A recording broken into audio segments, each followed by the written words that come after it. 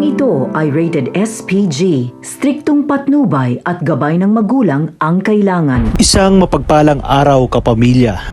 Gagawin lahat ni Ramon upang malaman ang tunay na pagkatao ng taong nakaharap niya, kung saan kamukhang kamukha niya ito ng kabataan niya. Matapos magkaharap ng mag-ama ay maraming tanong ngayon sa isipan ni Ramon na siyang hindi nagawa dahil sa biglaang pagdating ng kapulisan.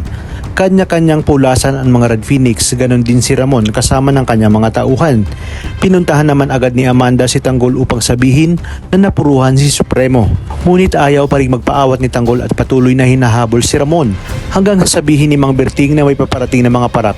Kaya tumakas na umano sila ngayon. Ayon kay Berting, pag sila nahuli ay tiyak balik kulungan si Tanggol.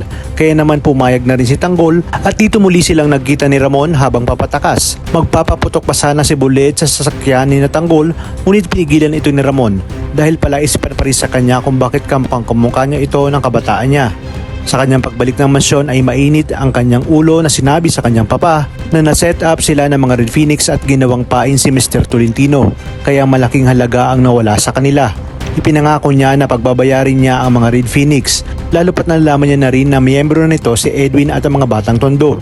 Sinabi ng kanyang papa na talagang puro kamalasan ang dalan ng pamilya ni Mokang, lalong-lalo na umano itong si Edwin. Sinabi ni Ramon na buti na lamang ay iniligtas siya ng lalaking tumangay kay Mokang at utang niya umano ang kanyang buhay dito.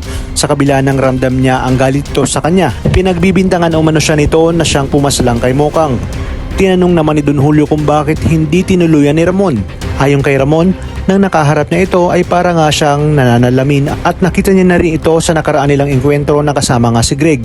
Kaya naman gagawin niya umano ang lahat dahil kutob niya na anak niya ito. Sinabi ni Ramon na mananatiling lihim ito kay David at agad niyang tinawagan si General Ribas upang paimbestigahan si Tanggol.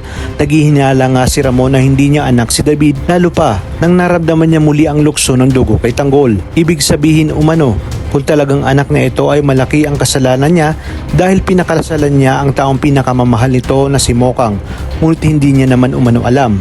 Hanggang sa tumawag na nga sa General Ribas at laking gulat ni Ramon ang sabihin na anak din pala ni Rigor Dimagiba ang nakaharap niya at dating ex-convict. Ayon kay General, Jesus Nazareno Dimagiba alias Tanggol ang tunay na pangalan nito, panganay na anak ni Rigor, at ang Tanggol na kasama ngayon ni Ramon ay pangalawang anak na Rigor at David ang tunay na pangalan nito, na siyang mas ikinagulat at ikinagalit ni Ramon dahil all this time ay tinatarantado pala siya ni na Olga at David, at ngayong alam niya na ang buong katotohanan ay ipapahanap niya nga ang kanyang tunay na anak na si Tanggol upang sabihin ang buong katotohanan at magpaliwanag, at sa kanya babalikan sina David at Olga upang ilibing ng buhay.